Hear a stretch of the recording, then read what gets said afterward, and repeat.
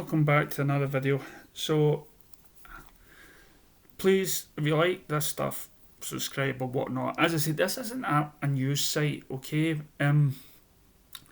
Because I really don't get these articles of news. I put in Google all the time and just to see what's there. And most of the stuff that's there is stuff that's already been talked about a million times, or it's old and everything else. So I came across this article from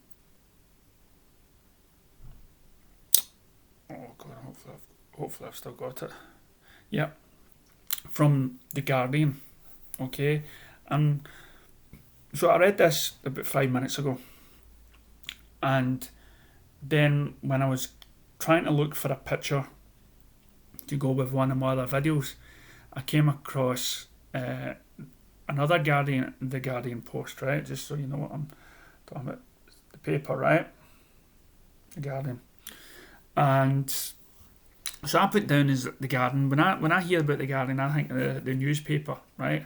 So I'm thinking, right, so these are real journalists and everything else. So anyway, so after reading this, I found this other one, and it was when BVS came out, and I read it and I thought, now again, because I'm like it, they're allowed to dislike it and stuff, right?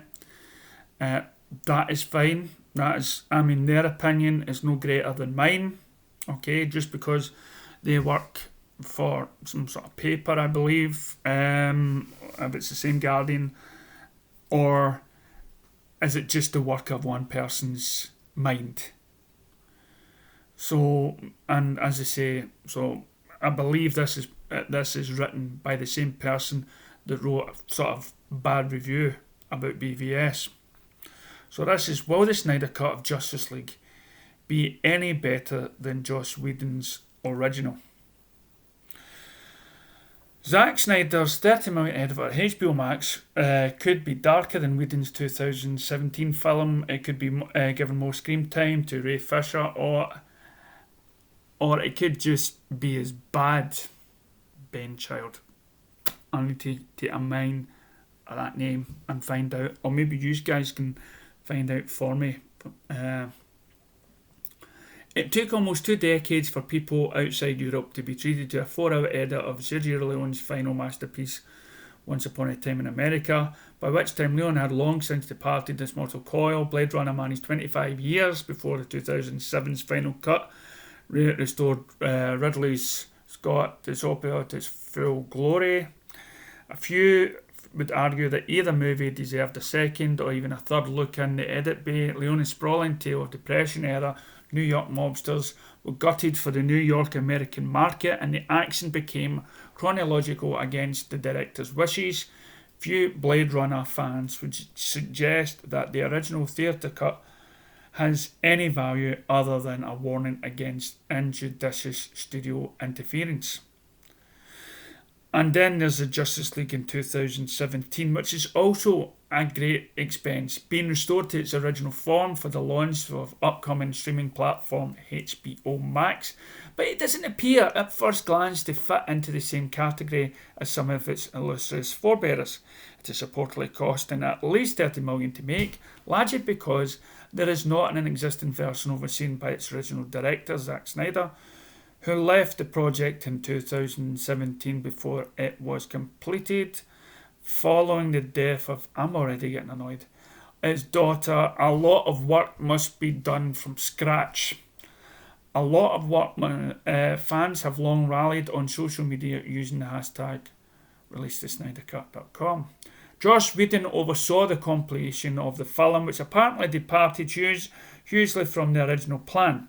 Despite lightening the tone with wisecracking superhero banter along the lines of Whedon's work on Marvel Adventure movies, critics and audience were unimpressed with the result. DC had hoped to deliver an ensemble movie that would allow characters such as Ray Fisher's Cyborg, The Flash and Aquaman, as well as Ben Affleck's version of Batman, to then spin off to their own standalone movies in the end. Affleck departed the role, his interest reportedly sapped by the troubleshoot. At least that's right. And nothing has been heard since about a Cyborg movie, though Aquaman did arrive in 2018 and a Flash flick has been recently touted. Now it appears that critics were not the only ones disappointed with Whedon's work. Fisher has been quietly flagging his disapproval during Hollywood's COVID-19 hiatus, and last week shifted into what appears to be a full-on attack mode. Joss Whedon's on-set treatment of the cast and crew of Justice League was gross, abusive, unprofessional and completely unacceptable, he tweeted.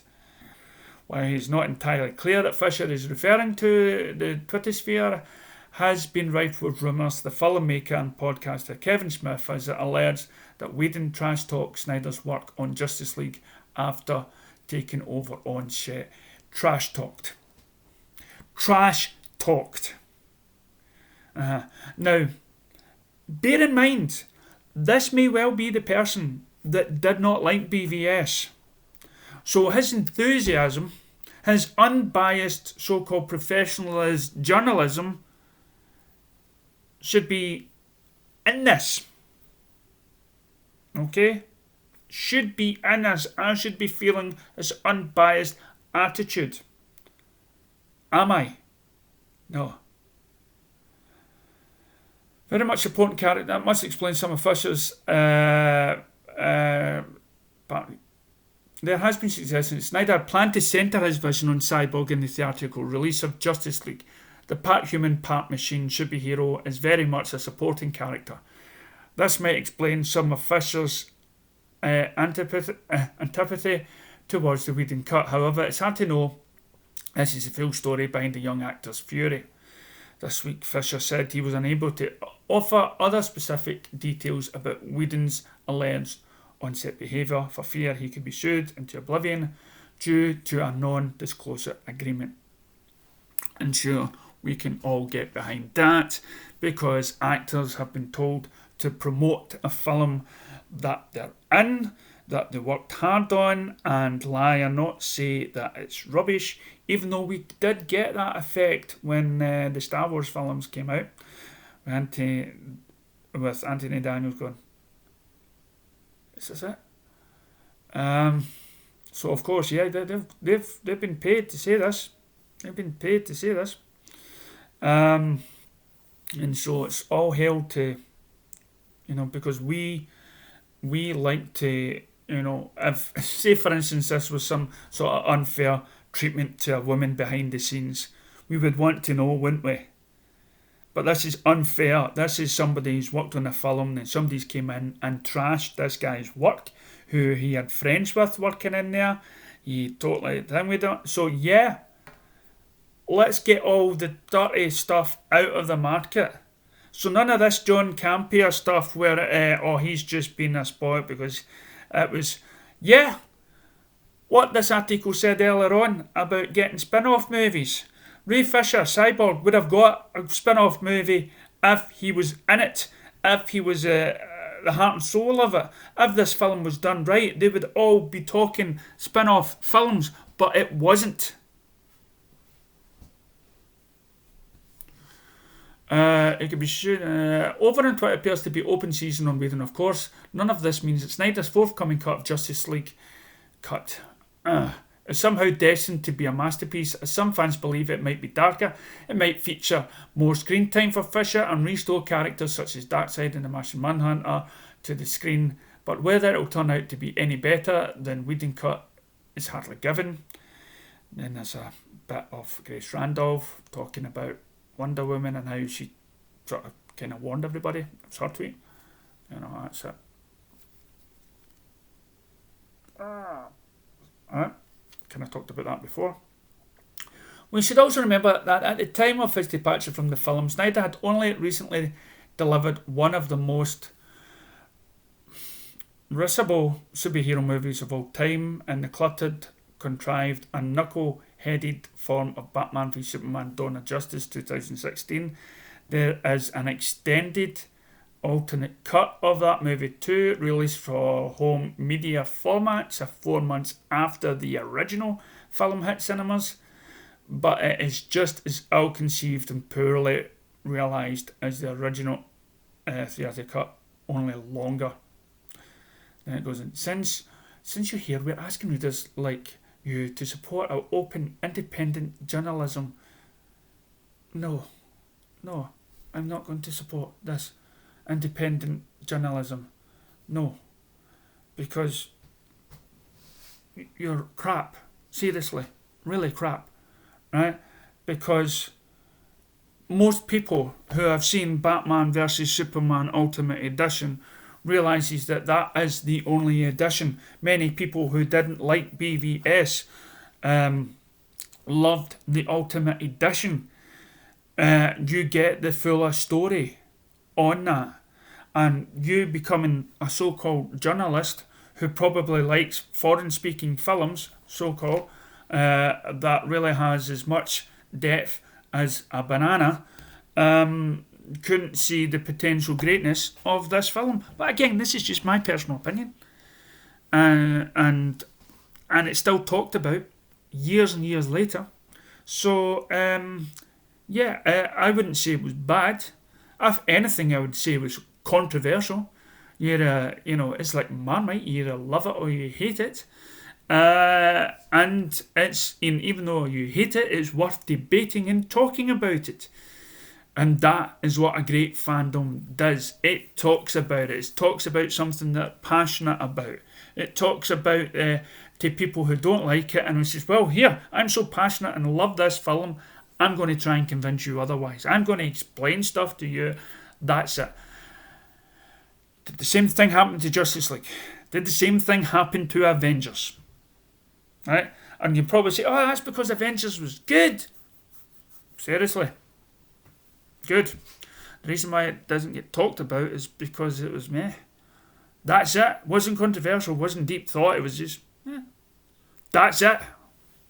I like my film. To be more.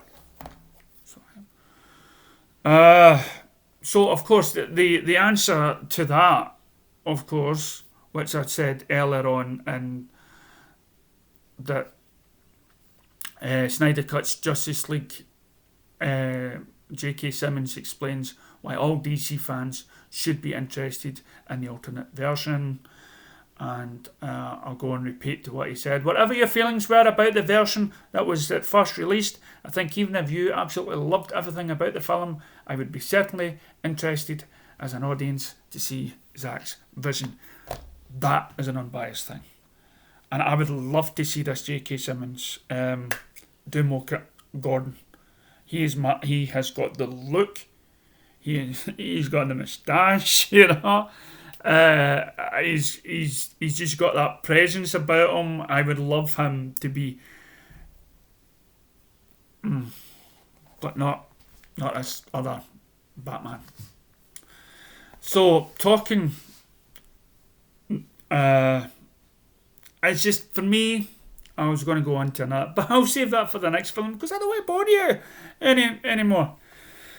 But that is why I really don't do up-to-date news and stuff, because I don't know what I'm reading, because I'm either reading some biased stuff, I'm either reading stuff from people that are contradicting themselves more and more, and I'd rather just wait and see and talk from my heart rather than what so-called current news is about.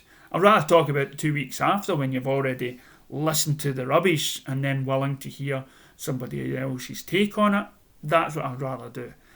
So, but if you find something that you want me to read or discuss or whatnot, let me know in the comments below.